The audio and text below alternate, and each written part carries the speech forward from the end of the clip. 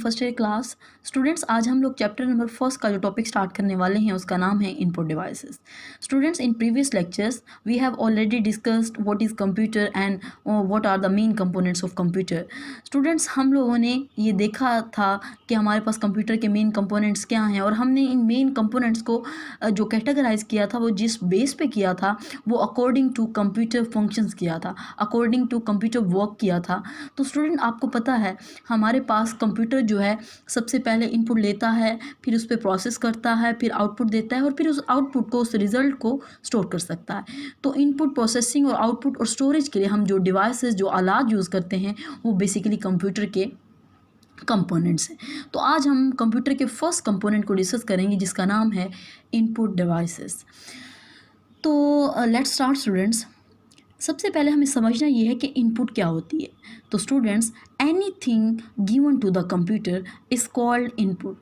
हर वो चीज़, हर वो क्वेश्चन, हर वो इंस्ट्रक्शन जो हम कंप्यूटर को सोल्व करने के लिए देते हैं, इट्स कॉल्ड इनपुट। अगेन बता रही हूँ, ऐसी इंस्ट्रक्शंस, ऐसे क्वेश्चंस जो कि हम कंप्यूटर को सोल्व करने के लिए देते हैं उसको हम इनपुट का नाम देते हैं।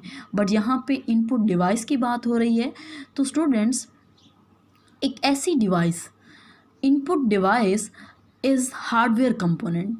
इनपुट डिवाइस क्या है? एक हार्डवेयर कंपोनेंट है जो क्या करता है, that is use to enter data into the computer. एक ऐसा हार्डवेयर कंपोनेंट, एक ऐसी डिवाइस जो कंप्यूटर में डाटा को एंटर करने के लिए इस्तेमाल होती है, it's called input device. Again सुन लें स्टूडेंट्स, हर वो क्वेश्चन, हर वो इंस्ट्रक्शन जो हम कंप्यूटर को देते हैं उसको हम इनपुट का नाम देते हैं, और उसके लिए हम जो इनपुट देने के लिए जो आला हम यूज़ करते हैं उसको हम इनपुट डिवाइस का नाम देते हैं। अब हमारे पास इनपुट डिवाइसेस की जो कैटेगरीज़ हैं वो 3 कैटेगरीज़ हैं।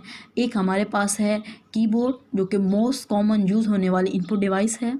उसके बाद पॉइंटिंग डिवाइसेस, थर्ड वन जो है वो है source data entry devices. 3 main categories हैं हमारे पास इनपुट डिवाइसेस की, keyboard, pointing devices, source data entry devices. हम इन कैटेगरीज़ को वन बाय वन डिस्कस करेंगे, बट आज के टॉपिक में हम सिर्फ एक ही डिवाइस को डिस्कस करेंगे जिसका नाम है कीबोर्ड। क्या नाम है? कीबोर्ड। देखिए स्टूडेंट्स, हमारे पास जो कीबोर्ड है ये सबसे ज़्यादा इस्तेमाल होने वाली इनपुट डिवाइस है। सबसे ज़्यादा इस्तेमाल होने वाली जो इनपुट डिवाइस है उसको हम कीबोर्ड कहते हैं। अब कीबोर्ड ये क्या करता है? ये बेसिकली कंप्यूटर में डाटा को एंटर करने के लिए इस्तेमाल होता है। ठीक है, देखें, अगर हमारे पास कीबोर्ड ना हो तो हम कंप्यूटर में डाटा एंटर ही नहीं कर सकते। माउस ना हो, माउस भी एक इनपुट डिवाइस है, अगर माउस ना हो तो हम कंप्यूटर में डाटा एंटर नहीं कर सकते। तो हमारे पास बेसिकली इनपुट डिवाइसेस इस्तेमाल ही इसलिए होती हैं ताकि हम कंप्यूटर में डाटा को एंटर कर सकें। अब हमें समझना ये है कि कीबोर्ड का काम क्या है और इसकी ऑर्गेनाइजेशन क्या है, तो हम इसको समझते हैं। देखिए स्टूडेंट्स, कीबोर्ड पे जो बटन्स होते हैं उन बटन्स को हम कीज़ का नाम देते हैं। किसका नाम देते हैं? कीज़ का। याद रखिएगा स्टूडेंट्स, हमारे पास कीबोर्ड पे नियर अबाउट 104 कीज़ लोकेटेड होती हैं। 104 बटन्स होते हैं जिनको हम कीज़ का नाम देते हैं। हमारे पास कीबोर्ड की बहुत सारे टाइप्स हैं, लेकिन मोस्टली जो सबसे ज़्यादा इस्तेमाल होने वाली कीबोर्ड की टाइप है वो है क्यूवर्टी कीबोर्ड। कौन सा कीबोर्ड? क्यूवर्टी। आपको पता है स्टूडेंट्स, हम इसको क्यूवर्टी कीबोर्ड क्यों कहते हैं? क्योंकि स्टूडेंट्स, हमारे पास अल्फ़ाबेट, कीबोर्ड की अल्फ़ाबेट्स की जो फर्स्ट लाइन है वो QWERTY पे बेस करती है, इन अल्फ़ाबेट्स पे कंसिस्ट करती है। So that's why this type of keyboard called QWERTY keyboard. हम इसीलिए इस तरह के कीबोर्ड को जिसमें अल्फ़ाबेट्स की फर्स्ट लाइन QWERTY पे बेस करती है उसको हम क्यूवर्टी कीबोर्ड का नाम देते हैं। देखिए स्टूडेंट्स, हमारे पास कीबोर्ड पे जो कीज़ लोकेटेड होती हैं वो डिफरेंट टाइप्स की हैं। हमने कीबोर्ड की कीज़ को फोर मेन टाइप्स में डिवाइड किया है। हमारे पास जो फर्स्ट कीज़ की टाइप है वो है फंक्शन कीज़। कौन सी कीज़? फंक्शन। आपको पता है जो फंक्शन कीज़ हैं वो F1 से F12 तक होती हैं और ये टॉप मोस्ट कीज़ हैं। याद रखिएगा स्टूडेंट्स, हमारे पास फंक्शन कीज़, हर फंक्शन की का एक स्पेसिफिक पर्पज़ है।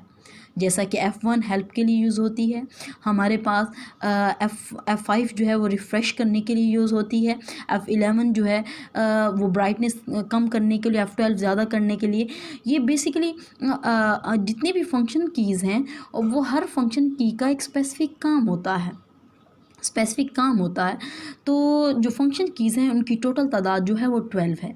इसके बाद हम मेन कीबोर्ड की बात करते हैं। देखिए स्टूडेंट्स, हमारे पास मेन कीबोर्ड में कुछ सिंबल्स के साथ-साथ अल्फ़ाबेट्स आते हैं A to Z, ठीक है।